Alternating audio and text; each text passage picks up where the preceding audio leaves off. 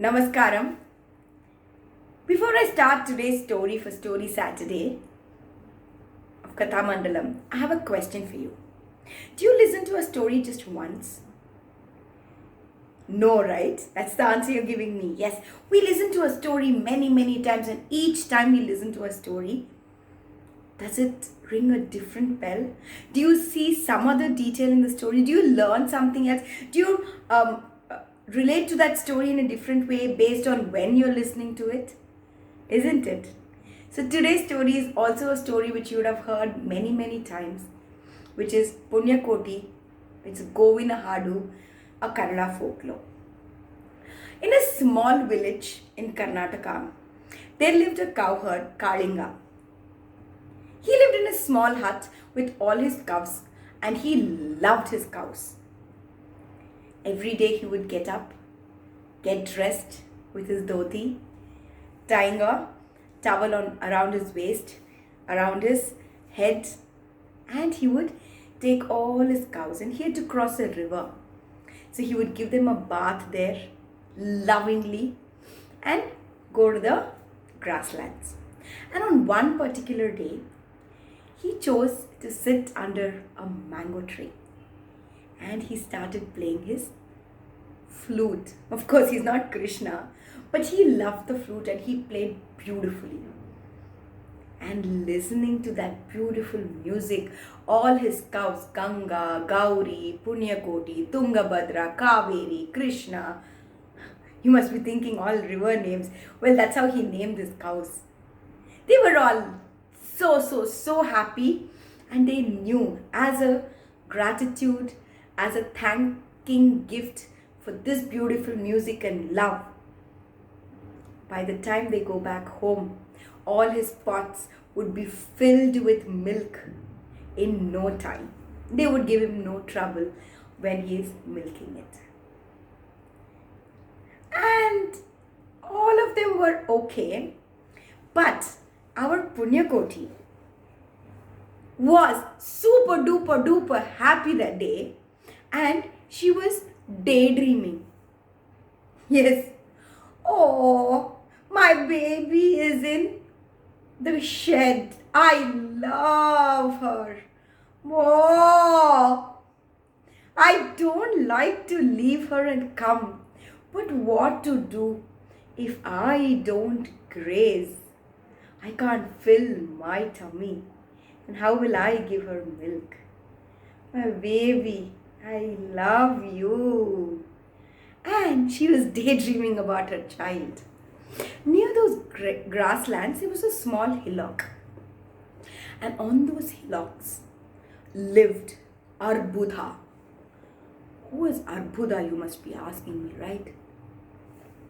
Yeah, he was this tiger who had lot of difficulty in getting food because he was no longer in the forest and he had to depend on the cattle or any small animal around in the fields. He was on the hillock and he looked. Ha! Today looks like my day, huh? Wah! I love it. I'll go down and one of those cattle is my food today. Wow! Saying this, he jumped from the hill and went wah! And as soon as he did that, all the cows ran away. But you must be asking what happened to Kalinga. He had just walked away from there, leaving the cows to graze on their own. But our Punyakoti was daydreaming. Do you remember? Yes, about her baby. And she didn't move from her place and was continuing to graze.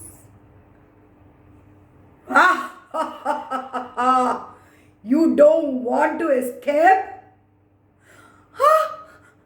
Please don't eat me. Why won't I eat you? You are my food today. I'm gonna pounce on you, kill you, tear your throat and your tummy, and fill my tummy. Oh, please, please. Oh, brother tiger. Don't brother me. I'm not your brother. Okay, tiger. Please, please.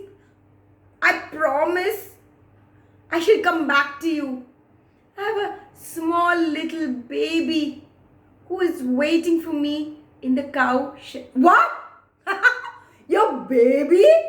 And what do you expect me to do? Well, please wait for me. I shall come back and you can eat me. I'll just go tell her a bye, give milk and come back. Have you all heard? Somebody coming back to be killed? Does she think I am a fool? No, you're not. I keep up my word. I promise. Truth is my parents. Truth is my family and friends. Truth is what I have in my life. If I don't be truthful, will I be okay in my own eyes? You tell me. So I will be truthful and come back to you, I promise. Oh, okay, I believe you. Go. Do you think she'll come back? Well, let us see. I shall wait for her on my hill. Saying this, our Buddha went and settled in his hill. Punyakoti, very sad, slowly walked back home. And as she was nearing home, she didn't know how she's going to face her little baby. Amma! Amma! Amma! Came her baby running towards her, saying, Amma! Amma!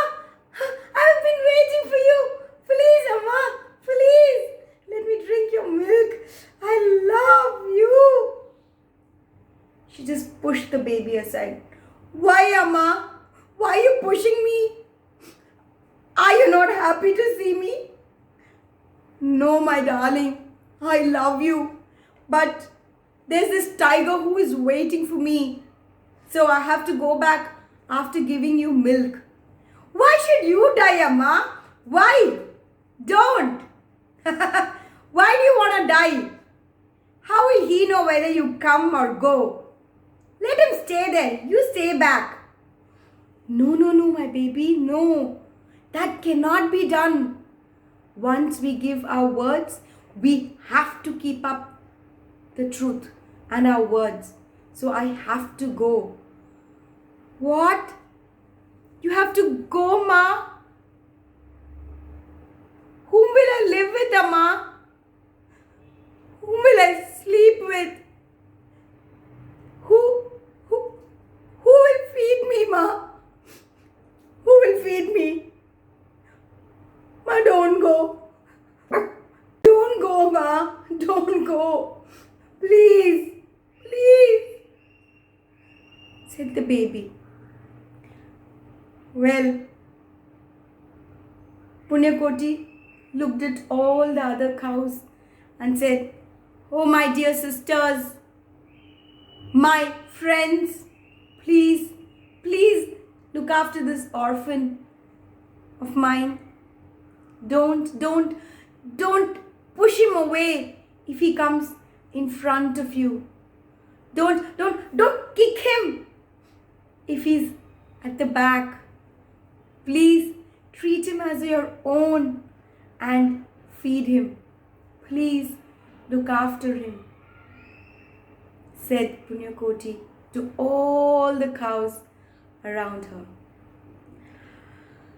And looked at her baby and said, Hey, I have to go. What do I do? Saying this, she caressed him one last time, allowed him to feed and just walked away into the grasslands. And there, our Buddha was waiting on the hill saying, "Ha! I am a fool to let her go away. She's not gonna come. Ha! What do I do?" And as he was saying this, he saw far away she was walking and coming with her head down and feeling very, very sad. Huh? She has come back? Oh, that's unbelievable. And then she came, looked at our Buddha and said, "Hey, our Buddha, here I am, flesh and blood and skin. You can eat me and fill your tummy and be happy. I'm keeping up my words. Like I said, truth is my mom and dad. Truth is my family and friends. If I am not truthful, how will I be okay? Please eat me." Saying this, she just surrendered to our Buddha. Our Buddha didn't know what to do. He just looked at her and turned away and said, "You called me a brother right then? Looks like you are a sister to me and I can't eat you. Just go away. If I eat you, I can't just look at myself. I won't be okay if I eat you. Just go away," he said, and turned away and walked. Punyakoti's happiness knew no bounds. She jumped and ran and went home and shouted, "Ombo!" Her little baby, who was lying down crying, heard, got up. "Is that my mother? No, she'll be dead by now. I think I'm just listening to her voice." And she again heard a moo. "That is my mother." And she came out of her shed. And there she sees the mother. And both of them come, hug and licks. And they lived happily ever after. And the baby also grew up just like Punyakoti and lived a very, very, very happy life. That's the beautiful story of Punyakoti. And it's so heartwarming. Thank you for listening to it once again and have a wonderful week. I shall meet you all again with some other story which may be new, which may be an old one, again to be listened and narrated. Thank you. Namaskaram.